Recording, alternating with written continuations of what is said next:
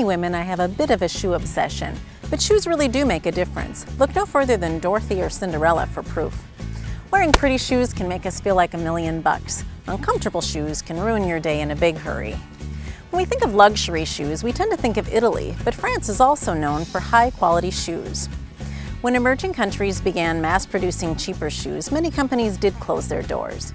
But there will always be a demand for quality handcrafted products, and the shoes made here are an excellent fit. With an impressive clientele, including former First Lady Michelle Obama, we thought you might like to take a stroll through this town with us. Our first stop, to meet Antoine and his talented group of artisans, whose creative new concept is breathing new life into century-old traditions. On y va?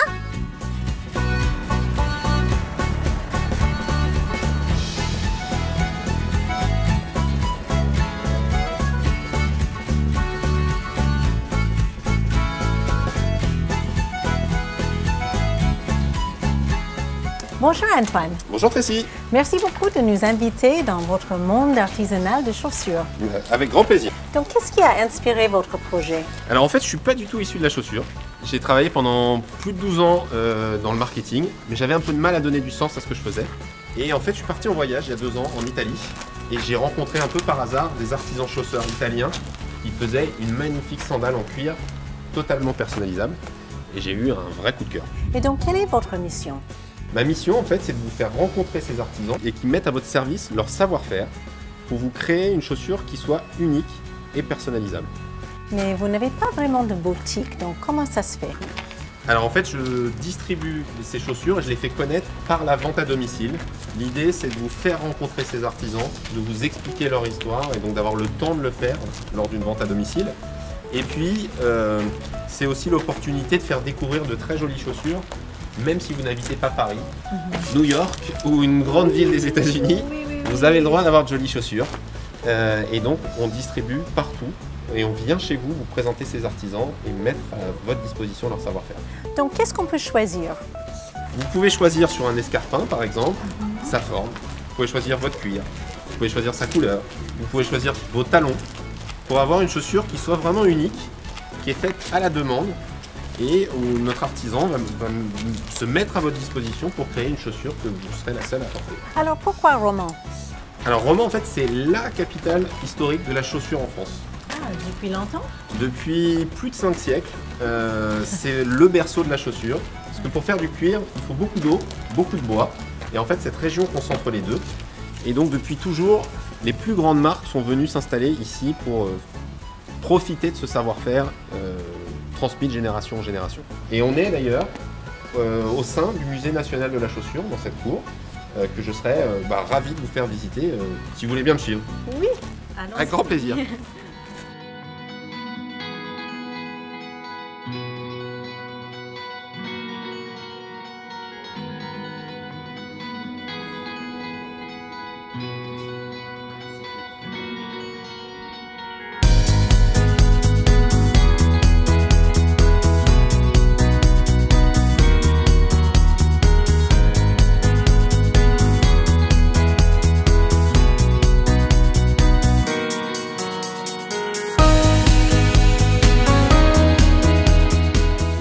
Ici, on est dans l'atelier de Monsieur Paul qui fabrique donc mes chaussures.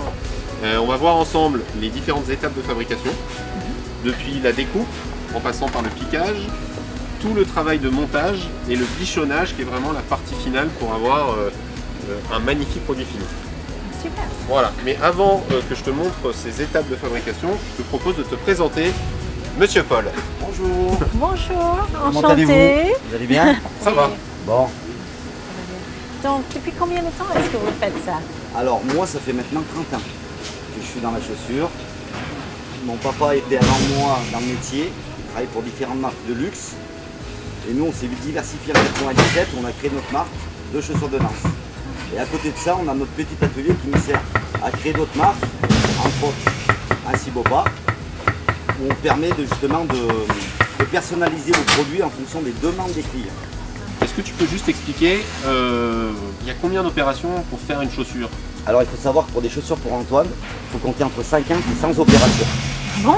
Voilà, par chaussure. Il faut savoir que beaucoup de ces opérations-là demandent une minutie c'est-à-dire que nous n'avons pas de machine, toutes les opérations se font à la main, d'accord? Ce qui nous permet d'avoir un ressenti avec la matière qui est le cuir, qui est une matière vivante, et qui nous permet justement de faire différents produits en fonction des attentes de ses clients. Donc, combien d'artisans vont travailler sur une paire de chaussures? Alors, nous, dans notre usine, on est 14 salariés. En gros, les 14 salariés vont toucher le produit en toile. Ah bon? Voilà, Donc, chacun à différentes étapes. C'est ce qu'on va voir dans le processus de fabrication que je vais te présenter, où on verra les différentes personnes qui travaillent vraiment sur comment la chaussure se construit de A à Z. Super. Et qu'est-ce qui vous plaît dans ce métier? Ce qui me plaît dans ce métier, justement, c'est la possibilité d'avoir un toucher avec la matière, donc un ressenti. Le cuir, c'est une matière vivante. Donc il y a beaucoup de, comme vous avez vu, beaucoup d'opérations qui sont faites à la main. Et il y a une façon de faire, il y a un toucher qui fait que c'est un métier qui est vraiment agréable à faire. Voilà. Et ben merci. Merci à vous. Allez, on va découvrir tout ça. Voilà. Vous pouvez nous expliquer les grandes étapes? Alors il y a 4 grandes étapes. La toute première, c'est le travail de découpe qui se fait avec une machine numérique sur lequel on va venir optimiser en fait le traçage et la découpe des morceaux de cuir qui vont nous servir après à fabriquer la chaussure. Deuxième étape, la plus technique et la plus précise, le piquage. On va venir vraiment donc tracer et piquer et assembler l'intégralité de ces pièces pour ensuite, troisième étape, qu'elles soient montées. On va les monter sur une forme. On va vraiment donner l'identité à cette chaussure et assembler les principaux composants pour arriver presque au produit fini. Dernière étape, le bichonnage, c'est-à-dire qu'on va venir en fait nettoyer, embellir cette chaussure pour vraiment avoir le produit final.